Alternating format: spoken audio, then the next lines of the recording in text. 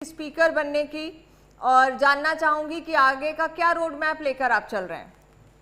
देखिए, सबसे पहले तो मैं आप सबका बहुत बहुत धन्यवाद करता हूँ। वहीं पर हमारे प्रांत के माननीय मुख्यमंत्री नायब सैनी जी का, हाँ।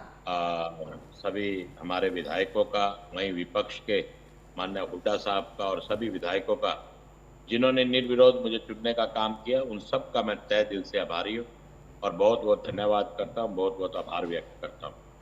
तो और बता हमारे जी। मुख्यमंत्री जी ने 100 दिन का हाँ। रोड मैप देने का काम किया है कि जो काम रुके हुए हैं उन कामों को पूरा किया जाए और जो काम और पब्लिकली चाहिए उन कामों को भी संज्ञान में लाने का काम करे। ये रोड मैप हमें दिया गया माननीय मुख्यमंत्री जी द्वारा हाँ। और हम अगले 100 दिनों में इसको बड़ी स्पीड से करने का काम करें। लेकिन बतौर डिप्टी स्पीकर आप अपनी जिम्मेदारी को किस तरह से देख रहे हैं? देखिए, लंबे समय तक 2009 से लेकर और 2024 तक लगातार हम जींद में रह रहे हैं। 2 बार मेरे पिताजी रहे और 3 बार मैं विधायक के तौर पर रहा और अब माननीय मुख्यमंत्री जी ने जो जिम्मेवारी दी है उस जिम्मेवारी को बखूबी निभाने का काम करेंगे, ऐसा मैं आपको विश्वास दिलाता हूं। क्योंकि जनता का प्यार, माँ भगवती की कृपा और सभी सभी का आशीर्वाद साथ है और जिसके साथ आशीर्वाद होता है वो व्यक्ति काम करने में बड़ा सफल रहता है और मुझे उम्मीद है कि मैं सभी के विश्वास पर खरा उतरने का काम करूं।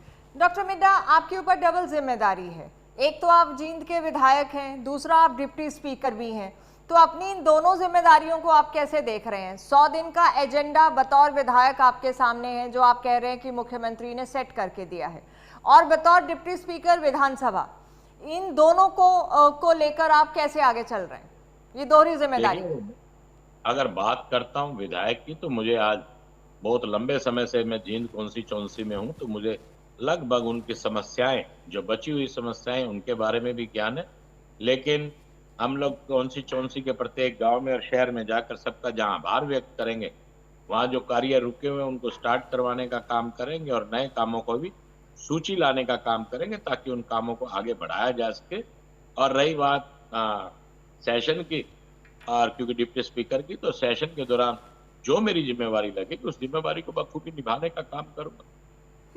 अच्छा, क्योंकि आपने बतौर विधायक की बात की, आप जींद से विधायक हैं, तो यहाँ पर अभी ये जो मामला बहुत चर्चित हुआ है, जहाँ पर एक लेटर वायरल हो रहा है और महिला पुलिस कर्मचारी ने आरोप लगाए हैं। हालांकि मुख्यमंत्री ने कहा है कि इंक्वायरी होगी। आपका क्या कहना है, क्योंकि आप वहाँ के विधायक हैं?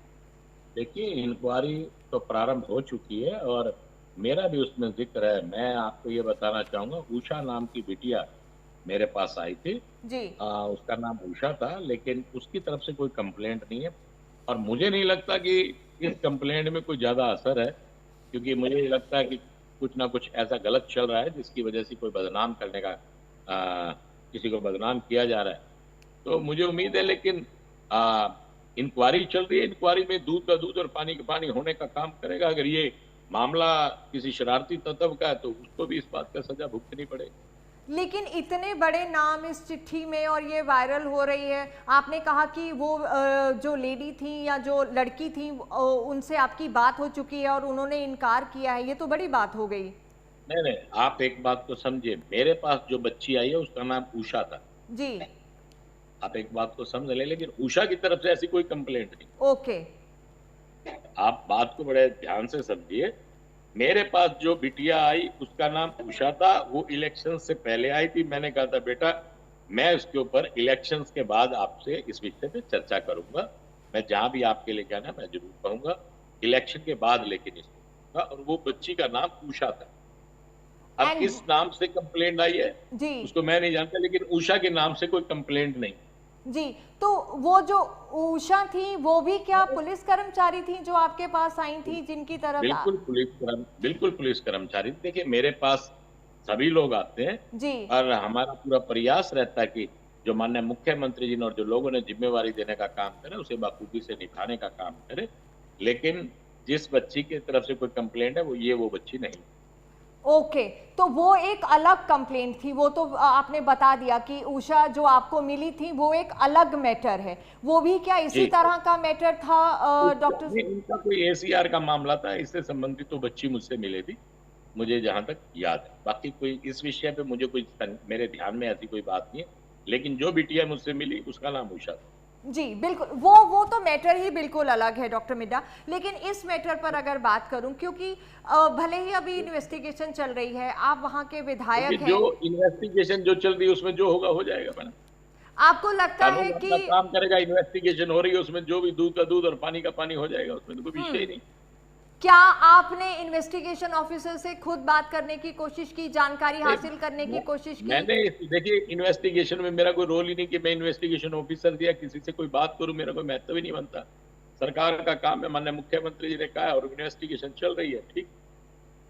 नहीं, मैं इसलिए आपसे ये पूछ रही हूँ क्योंकि आप वहाँ के विधायक हैं, तो इस तरह का बेटियों से रिलेटेड कोई भी मामला आता है तो थोड़ा हो जाता है कि शायद आप देखिए, पर्सनली। अगर मैं विधायक हूं तो इन्वेस्टिगेशन में मेरा कोई फोन या मेरी कोई बात करना बनता ही नहीं किसी भी प्रकार से।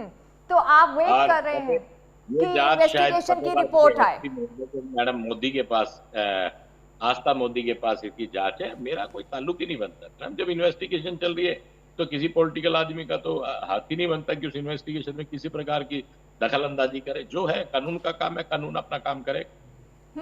लेकिन आपको लगता है कि ये लेटर अगर सच है या फिर इस तरह के आरोप अगर सच हैं तो उसमें फिर सख्त कार्रवाई होनी चाहिए? देखिए, इन्वेस्टिगेशन का काम है मैडम, मैं इससे पहले कभी कुछ कह ही नहीं सकता। किसी व्यक्ति के जीवन पे मैं कैसे बोल सकता हूँ? आप इन्वेस्टिगेशन का काम, इन्वेस्टिगेशन जो करेगी, जो इन्वेस्टिगेशन में आएगा वो ठीक है। अच्छा, चलिए मैं आपसे ये जानना चाहती हूँ कि बतौर विधायक आप कितना सुनिश्चित करेंगे कि वहां पर जो बेटियां हैं, जो महिलाएं हैं, उनकी सुरक्षा और पुख्ता हो, वो महफूज महसूस करें? आप देखिए, मैं ये कहना चाहूंगा कि किसी भी महिला के साथ गलत नहीं होगा, ये मैं आपको विश्वास दिलाना चाहता हूँ। लेकिन जो मामला कानूनी प्रक्रिया अपने ढंग से होगी, उसमें मैं कोई भी अपनी तरफ से कोई रोल अदा नहीं करूँ।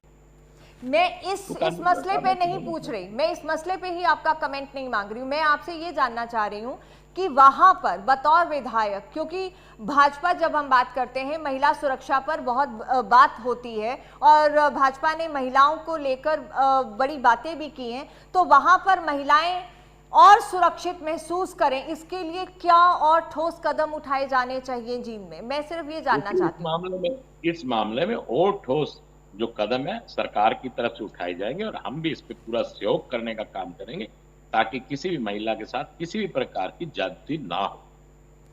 और कुछ लोग ऐसे मामलों पर राजनीति करने लगते हैं, राजनीतिक टिप्पणियां आने लगती हैं। विनेश फोगाट ने प्रेस कॉन्फ्रेंस की, उन्होंने एक ट्वीट किया, उन्होंने कहा कि पहलवान बेटियों को न्याय नहीं मिला तो इसलिए महिलाओं को न्याय की उम्मीद नहीं करनी चाहिए। आपका क्या कहना है ऐसे मसलों पर राजनीति?